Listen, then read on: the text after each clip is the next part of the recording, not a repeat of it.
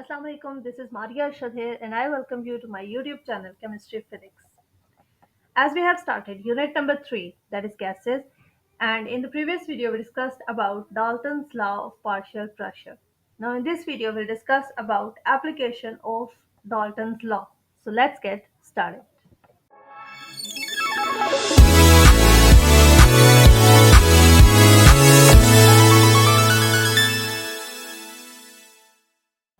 आज हम लोग डिस्कस करेंगे application of Dalton's law of partial pressure.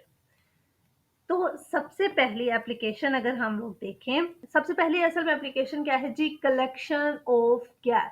हम क्या कर सकते हैं, किसी भी कोई भी गैस जो है उसको हम कलेक्ट कर सकते हैं। तो यहाँ पे अगर हम लोग अपना ऑपरेटर्स देखें, यहाँ पे एक रिएक्शन मिक्सचर है, यहाँ पे क्या हो रहा है, रिएक्शन हो रहा है, ठीक है, इस फ्लास्क में। उसके बाद हम देखते हैं यहाँ से क्या हो रहे हैं, वेपर्स निकल रहे हैं। अब ये जो वेपर्स यहाँ से निकल रहे हैं, वो वेपर्स जो हैं वो इस ट्यूब के थ्रू जो है वो यहाँ पर आ रहे हैं इस टब के अंदर, ठीक है। ये क्या है, ट्रफ ऑफ वाटर। अब इसके अंदर बेसिकली क्या है, वाटर मौजूद है, ठीक है। ये एक ग्लास जार है, इसके अंदर वाटर मौजूद है, और हम देख रहे हैं कि ये जो गैस के वेपर्स यहाँ से इवापोरेट हो रहे हैं जब रिएक्शन मिक्सचर हो रहा है, तो उसके नतीजे में गैस निकल रही है, और वो जो गैस यहाँ से इवापोरेट हो रही है उसके वेपर्स जो है वो निकल रहे हैं, और वो वेपर्स जो है वो फिर क्या हो रहे हैं, इस ट्यूब के थ्रू इस टब के अंदर आ रहे हैं, ठीक है। अब इस टब के अंदर वो जो गैस के वेपर्स है, कोई भी गैस हो सकती है, उस गैस के वेपर्स जो है वो यहाँ पर आ रहे हैं, ठीक है। और यहाँ पे हम लोग देख रहे हैं यहाँ पे वाटर भी मौजूद है। सो अब क्या होगा कि ये जो हमारे पास हमारा ग्लास जार है, इस ग्लास जार के अंदर, अब इसके अंदर जो यहाँ पर वेपर्स मौजूद है, वो किस चीज के वेपर्स हैं? एक तो वो वाले वेपर्स हैं जो उस गैस के आ रहे हैं, दूसरे जो इसके अंदर वेपर्स मौजूद है वो वाटर वेपर्स मौजूद है, ठीक है। तो इसके अंदर एक तो हमारे पास कौन से, जो हमारे पास गैस है उसके वेपर्स मौजूद है, जिसको हम कह देंगे P dry. Pressure of dry gas, जो ड्राई गैस के वेपर्स है उसके वेपर्स मौजूद हैं, उसका प्रेशर है। और दूसरे हमारे पास इसके अंदर कौन से वेपर्स मौजूद हैं, वाटर वेपर्स मौजूद है। कौन से वेपर्स, वाटर वेपर्स जो है मौजूद है, ठीक है। तो उसका जो प्रेशर होगा वाटर वेपर्स की वजह से, उसको हम क्या कह देते हैं जी, पी वाटर वेपर्स लिख देते हैं, ठीक है। तो अब इस जगह पे ये जो ग्लास जार का ऊपर वाला एरिया है, इसके अंदर हमारे पास क्या है, वेपर्स मौजूद है। और वेपर्स कौन कौन से, एक तो वाटर वेपर्स मौजूद है, दूसरे हमारे पास उस गैस के वेपर्स मौजूद है। तो यहाँ पर क्या होगा, एक प्रेशर बनेगा। अब वो जो प्रेशर बनेगा, प्रेशर अब दो चीजों की वजह से, एक तो ड्राई गैस का प्रेशर है, मतलब जो गैस है उसके वेपर्स का प्रेशर है, दूसरा हमारे पास वाटर वेपर्स का प्रेशर है। तो ये जो टोटल प्रेशर होगा इसको हम लोग कह देंगे जी पी मॉइस्ट। मॉइस्ट क्योंकि हमारे पास जो गैस है सिर्फ उसका प्रेशर नहीं आ रहा है, बल्कि उसके अंदर वाटर वेपर्स भी हैं, इस वजह से हम इस चीज को कह देंगे पी मॉइस्ट, ठीक है। उसके बाद हम लोग देखते हैं, अब ये किसके बराबर है, ये P moist basically P T है। टोटल प्रेशर जो यहाँ पर आ रहा है गैस जार के अंदर, ऊपर ग्लास जार के अंदर, वो किसका है, टोटल है, तो इस वजह से वो पी मॉइस्ट है। उसके अंदर ड्राई वेपर्स भी हैं और वाटर वेपर्स भी हैं, उन दोनों का प्रेशर है, ठीक है। उसके बाद हम देखते हैं ये किसके इक्वल है, ड्राई गैस के जो वेपर्स हैं उनका जो प्रेशर है, प्लस वाटर वेपर्स के जो वाटर वेपर्स जो हैं उनका जो प्रेशर है, इन दोनों को अगर ऐड करें तो हमारे पास आ जाएगा पी मॉइस्ट, ठीक है। अब हम लोगों ने जो एक्सपेरिमेंट किया है उससे हमें पता चला कि जो टोटल प्रेशर हमारे पास आया वो कितना है जी, 765 मिलीमीटर ऑफ मर्करी है, ठीक। और उसको हम लोगों ने फॉर्मूले के अंदर पुट कर दिया वैल्यू को, is equals to P dry हमें मालूम नहीं है, इसको अभी हम लोगों ने फाइंड आउट करना है, ठीक है। और पी वाटर वेपर्स यानी कि जो वाटर वेपर की वजह से प्रेशर आ रहा है वो भी हमें पता चल चुका है, वो कितना है जी, 7 मिलीमीटर ऑफ मर्करी है। तो अब हम लोगों को क्या चीज निकालनी है, पी ड्राई निकालना है, यानी कि जो ड्राई गैस है उसका जो वेपर्स का प्रेशर है वो कितना है, ठीक। तो इस चीज को निकालने के लिए अब ये जो 7 मिलीमीटर ऑफ मर्करी है, ये यहाँ पर क्या हो रहा है, प्लस हो रहा है इसके साथ, पी ड्राई के साथ। तो जब ये इस इक्वल्स टू के उस साइड पे जाएगा तो ये क्या हो जाएगा जी, माइनस हो जाएगा। यानी कि अगर हम इसको रीअरेंज करें तो हम पी ड्राई अपना इधर ही रखेंगे, ये हमारा पी ड्राई है, ठीक है। तो ये क्या हो गया, is equals to 765 millimetre of mercury, और जो प्लस था 7 मिलीमीटर ऑफ मर्करी वो इक्वल्स टू के उस साइड पे जाके क्या हो गया, माइनस हो गया। तो यहाँ पे हमारे पास आ गया जी 7 - 7 मिलीमीटर ऑफ मरकरी। तो जब हम लोगों ने 765 माइनस 7 किया तो हमारे पास आंसर क्या आया जी, 758 मिलीमीटर ऑफ मरकरी। यानी कि इससे हमें जो हमारी ड्राई गैस है उसके जो वेपर्स हैं उनके हमें प्रेशर मालूम हो गया है। ठीक है, तो इस तरह से हम Dalton's law of partial pressure को यूज करके ये चीजें फाइंड आउट कर सकते हैं। कलेक्शन ऑफ गैस हम लोग बेसिकली किसी भी चीज का कर सकते हैं और उसका प्रेशर देन फाइंड आउट कर सकते हैं। उसके बाद जो नेक्स्ट एप्लीकेशन है वो है जी ब्रीदिंग से रिलेटेड। ठीक है, तो सबसे पहले तो हम ये देखते हैं कि ब्रीदिंग का सिंपल प्रोसेस बेसिकली होता है क्या।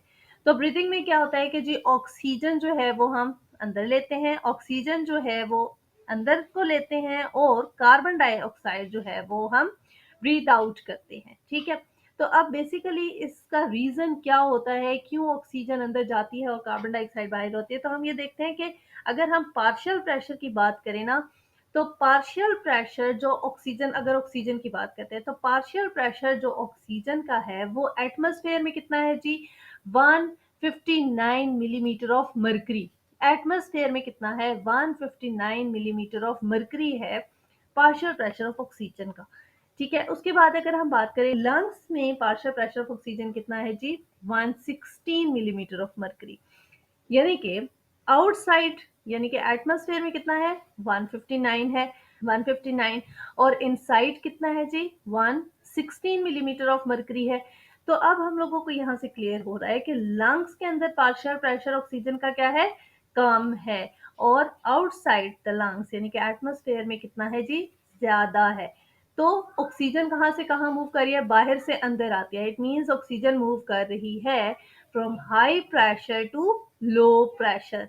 हाई प्रेशर से मूव करके कहाँ पे जाती है जी, लो प्रेशर वाली साइड पे जाती है। ठीक है, इसी वजह से ऑक्सीजन मूव कर रही है।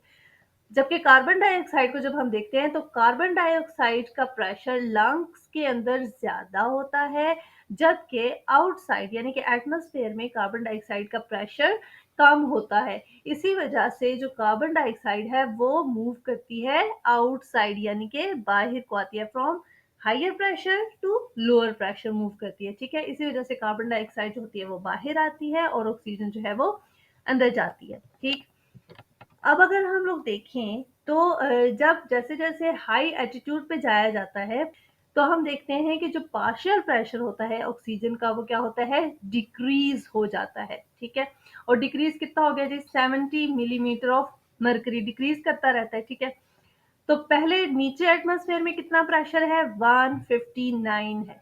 ठीक है, 159 मिलीमीटर ऑफ मरकरी। लेकिन जैसे हम ऊपर गए, लेट सपोज हम यहाँ पीक पर आ गए, अगर कोई बंदा जो है वो पीक पर पहुंच गया तो उसका पार्शियल प्रेशर वहां पर कितना होगा ऑक्सीजन का, 70 मिलीमीटर ऑफ मरकरी।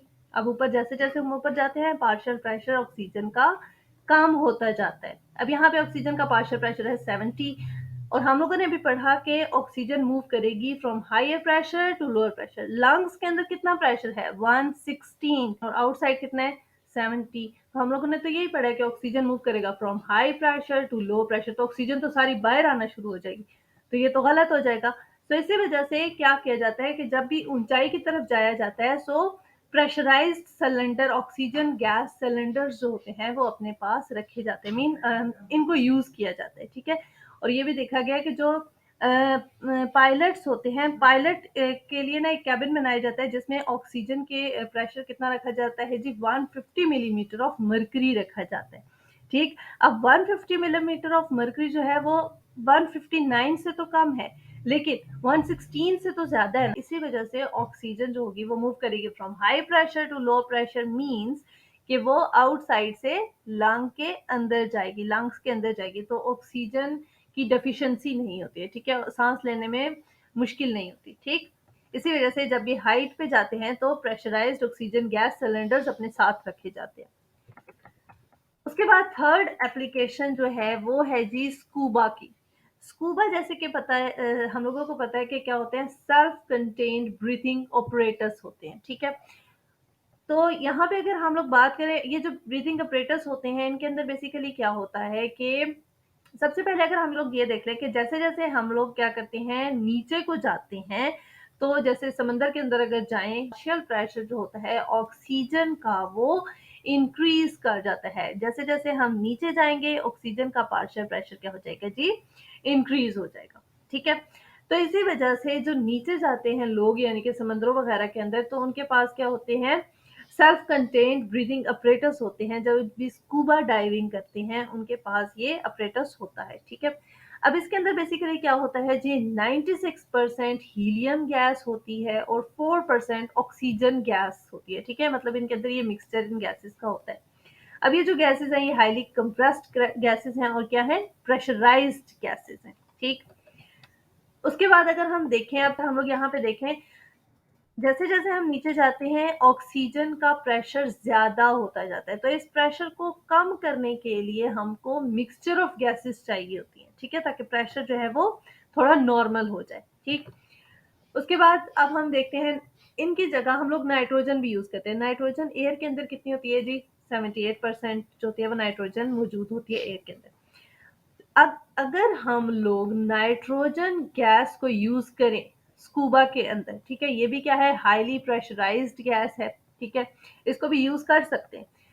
लेकिन होता क्या है नाइट्रोजन के केस में कि नाइट्रोजन मूव करती है, जैसे कि मूव करेगी हर gas from high pressure to low pressure. ठीक है, तो नाइट्रोजन जो होती है वो मूव करती है फ्रॉम हाई प्रेशर, लंग्स के अंदर इसका हाई प्रेशर हो जाता है, into the low pressure. Low pressure अब किस जगह पे है, ब्लड में, यानी कि जो हमारे लंग्स के अंदर ब्लड कैपिलरीज वगैरह होंगी उसके थ्रू ये ब्लड में चला जाएगा। ठीक, नाइट्रोजन मूव कर जाएगा from lungs to blood, blood की तरफ नाइट्रोजन जो होती है वो मूव करना शुरू कर देगी। ठीक है, अब जैसे जैसे हम नीचे जाते जाएंगे, जैसे जैसे हम नीचे जाएंगे पानी के अंदर जैसे जाते जाएंगे, तो ये जो नाइट्रोजन है ये हमारे ब्लड के अंदर जाना शुरू हो जाएगी। ठीक है, जैसे हम डाउन जा रहे हैं नाइट्रोजन ब्लड के अंदर यानी कि अंदर अक्यूमुलेट होना स्टार्ट हो रही है। ठीक, तो जैसे ही अगर कोई फौरन से ऊपर आ जाता है, यानी कि कोई पानी के अंदर गया था, नाइट्रोजन, वो एक ऐसा स्कूबा लेके गया था जिसके अंदर क्या थी, नाइट्रोजन गैस थी। ठीक है, वो नीचे गया और उसके अंदर क्या है, नाइट्रोजन उसके ब्लड के अंदर जा चुकी है। ठीक है, तो अगर वो फौरन से ऊपर आ जाता है, तो जब वो फौरन से ऊपर आए तो उस नाइट्रोजन को इतना टाइम नहीं मिला कि वो ब्रीथ आउट हो सके, तो इस वजह से क्या होती है, वो ब्लड के अंदर ही रह जाती है और उसके नतीजे में क्या होता है, बैंड्स हो जाते हैं। ठीक है, और ये जो बैंड्स होते हैं ये क्या होते हैं, लाइफ थ्रेटनिंग होते हैं। ठीक, लेकिन अगर एक शख्स है उसने स्कूबा जो लिया हुआ है उसके अंदर भी क्या है, नाइट्रोजन गैस है, लेकिन वो नीचे गया, वो उसके ब्लड के अंदर गई, लेकिन अगर वो आहिस्ता आहिस्ता ऊपर आएगा, तो आहिस्ता आहिस्ता ऊपर आने से क्या होता है कि जो नाइट्रोजन गैस होती है वो आहिस्ता आहिस्ता करके एक्सपेंड करती है। ठीक है, और जब आहिस्ता आहिस्ता एक्सपेंड करेगी तो नाइट्रोजन बेसिकली ब्लड से दोबारा वापस किस में आ रही होती है, लंग्स में आ रही होती है। जब आहिस्ता आहिस्ता ऊपर आएगा तो वो लंग्स से जो गैस है वो क्या हो जाएगी, ब्रीथ आउट हो जाएगी। ठीक है, तो इसी वजह से अब, लेकिन जरूरी तो नहीं है कि वो ब्रीथ आउट हो जाए, तो नाइट्रोजन को मोस्टली कम ही यूज किया जाता है, इससे बैंड्स वगैरह हो जाते हैं जो कि लाइफ थ्रेटनिंग है। तो इसका सोल्यूशन क्या है जी हमारे पास, इसका सोल्यूशन क्या है कि अगर किसी शख्स को बैंड्स हो गए हैं तो इसको हाइपर बैरिक चैम्बर में रखा जाता है फॉर फ्यू आवर्स। ठीक है, और वहां पर उसको ऑक्सीजन सप्लाई की जाती है जिससे ऑक्सीजन की डेफिशिएंसी जो होती है वो कम हो जाती है। ठीक, उसके बाद एक और इसका सोल्यूशन ये है कि instead of nitrogen, this is the best solution, कि इंस्टेड ऑफ नाइट्रोजन हमें क्या यूज करने चाहिए, स्कूबा के अंदर हीलियम गैस को यूज करना चाहिए, because helium is inert gas. तो ये क्या करती है, ये गैस जो है वो रिएक्ट नहीं करती, किसी किस्म का रिएक्शन नहीं देती, तो इस वजह से बेटर यही कि इंस्टेड ऑफ नाइट्रोजन हम लोग हीलियम यूज कर ले। So this was all about, I hope so कि आप लोगों को क्लियर हो गया होगा। Give a big thumbs up to my video if you like it, stay tuned, subscribe to my channel, thanks for watching.